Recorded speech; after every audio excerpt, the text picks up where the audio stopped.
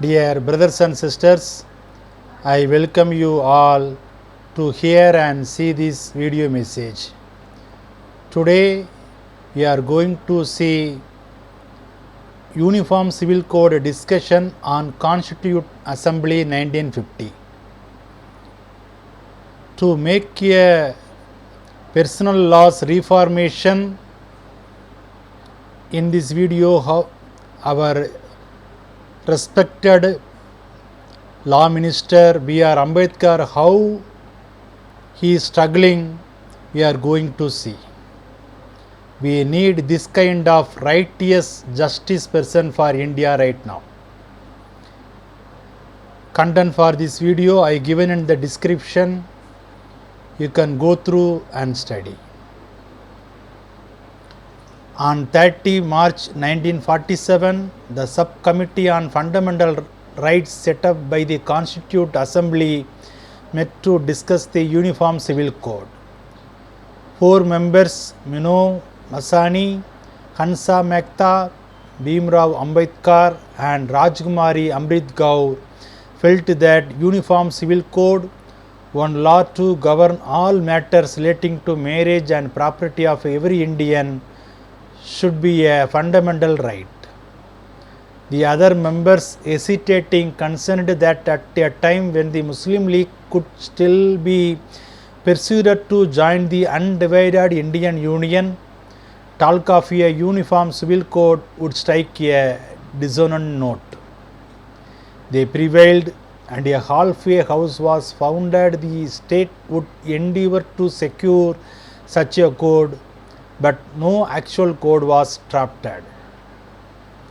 A new committee was formed by the Constituent Assembly in 1948 to revise the draft of a new Hindu code chaired by B.R. Ambedkar. During the drafting of the Constitution, Nehru and Ambedkar wanted a uniform civil code throughout India, but they faced resistance from religious fundamentalists. However, they were successful in including it in the Directive Principle of State Policy, Article 44.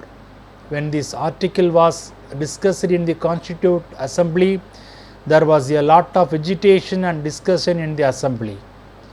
Many members argued that India is not ready for a uniform civil code as the partition has changed the demography of the country.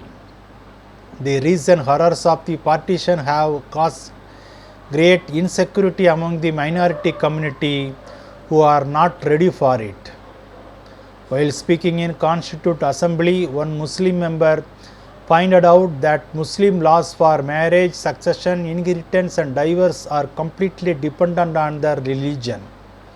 Ambedkar knew that while there were enough strong and influential progressive Hindu leaders like Nehru, the progressive delegation in the Muslim community was missing. The debate set the future trajectory of the Uniform Civil Code narrative. It was firmly cast as a Hindu-Muslim issue. This is where the debate has remained in the last 8 decades without any code in sight. Ever since the Constitution came into force on January 26, 1950, no attempt has been made by the Indian government to draft a uniform civil code for fear that political parties could lose Muslim votes.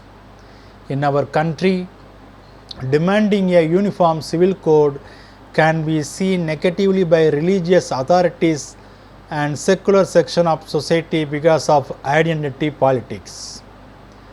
Bible talks about Ambedkar enthusiastic efforts on uniform civil code. In Proverbs chapter 28 verse 4, those who set aside the law of God and man praise the wicked, but those who keep the law of God and man struggle with them. Amen.